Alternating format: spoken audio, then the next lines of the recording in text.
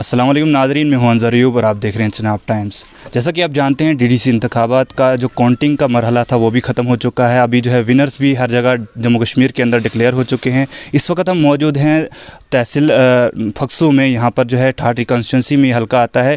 तो यहाँ पर एक वोटर हमारे साथ जुड़े हुए हैं। हम इनसे जानेंगे कि इनने जो है किस बुनियाद पर वोट दिया था और इनकी क्या तवक्का थी अपनी लीडर से। सबसे पहले सर आपका स्वागत है। अपना पूरा नाम सर बताएँ।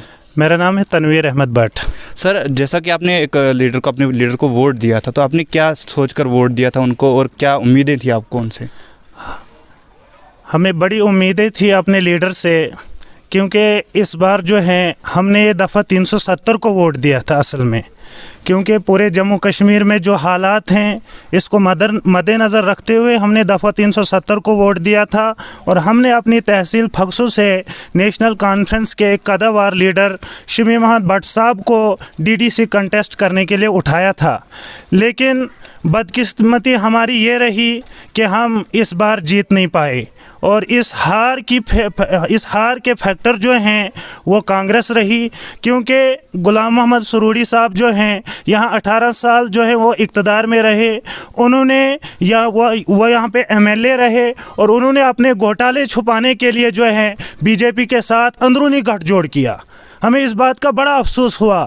और इस वक्त जो हालात हैं, उन्होंने खुद तो वो चले गए, उनकी उस कांग्रेस का तो जनाजा यहाँ से निकल गया, लेकिन जाते वक्त उन्होंने जो तोहफ़ा हमें दिया कि हमें बीजेपी के हवाले कर दिया। ठाठी कॉन्स्टिट्यूंसी को उन्होंने बीजेपी के हवाले कर दिया। इस बात का हमें बड़ा अफसोस रहा और बहुत दुख हुआ इस बात का। बाकी रहा सवाल, हम जीते हुए हैं क्योंकि हमने 3 एमएलए का मुकाबला किया। यहाँ से जो है गुलाम मोहम्मद सरूरी साहब ने खुद कैंपेन की, वहाँ से नवाज शरीफ के बेटे ने, वो भी एमएलए, उन्होंने कैंपेन की, सरूरी साहब के बेटे ने कैंपेन की। उनके मुकाबले में हमने गाँवों की बुनियाद पर इलेक्शन लड़ा और कांग्रेस को यहाँ से पिछाड़ दिया और कांग्रेस का जनाजा यहाँ से निकाल दिया। जनाब मैं आपसे पूछना चाहूँगा कि जैसा कि मरमत और गुन्ना के अंदर, जिला डोडा के अंदर जो है अलायंस हुआ था, तो यहाँ पर अलायंस का कुछ नहीं हुआ? यहाँ पर आपने कोशिश नहीं की अलायंस की?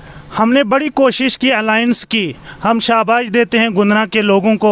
उन्होंने गुपकार अलायंस को मद्देनज़र रखते हुए अपना वोट किया और वहाँ से एक बाशऊर लीडर को उन्होंने हरा दिया। शक्ति परिहार जैसे लीडर को उन्होंने वहाँ से हरा दिया। लेकिन यहाँ पे जो हुआ, हमने बड़ी बार कोशिश की। हमने जीएम सरूरी से बात की कि आप यहाँ गुपकार अलायंस को मद्देनज़र रखते हुए शमीम साहब को यहाँ से लड़ने दो, लेकिन उन्होंने अपनी सियासत बचाने के लिए, अपनी कुर्सी बचाने के लिए यहाँ से अल्ताफ़ साहब को और शमीम साहब को आपस में इत्तेहाद करने नहीं दिया।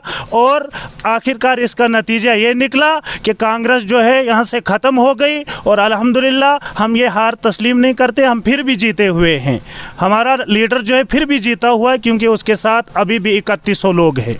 जैसा कि आपने कहा कि उनके साथ अभी भी 3100 लोग हैं, तो और काफ़ी अच्छा मार्जिन भी रहा उनके वोट्स का, तो आपका क्या मैसेज रहेगा यूथ के लिए कि अगली बार वो क्या देखकर वोट दें? जैसा कि इसमें देखा गया कि एक बीजेपी के जो कैंडिडेट तो बिल्कुल नए फेस थे, तो उनको वोट दिया गया, तो वहाँ पर जैसा लगता है कि पार्टी को देख के वोट दिया। तो आपका क्या मैसेज रहेगा यूथ के लिए कि उनको क्या देख के वोट देना चाहिए? हमारा पैगाम यही है ठाठी कॉन्स्टिट्यूंसी की यूथ को कि आइंदा जो है जब आप वोट करोगे तो डेवलपमेंट को मद्देनज़र रखते हुए वोट करना चाहिए आपको। और ऐसे लीडर को आपने चुनना है जो आपका उन 5 सालों तक ख्याल रखे, जिन 5 सालों के लिए आप उसको चुनते हो, और आपके साथ वो शाना बशाना साथ रहे, ताकि आपको 5 सालों में कोई तकलीफ़ नहीं उठानी पड़े। बहुत बहुत शुक्रिया हमसे बात करने के लिए। तो आप सुन रहे थे, एक वोटर हैं फक्सू से, जो कि ठाठी कंस्टिट्यूंसी में एक इलाका है। तो आगे जो यूथ को मैसेज इन्होंने दिया, काफ़ी अच्छा मैसेज भी था कि डेवलपमेंट को लेकर जो है वोट देना चाहिए। तो चनाब टाइम्स को देखने के लिए बहुत बहुत शुक्रिया। आप जुड़े रहिए चनाब टाइम्स के साथ।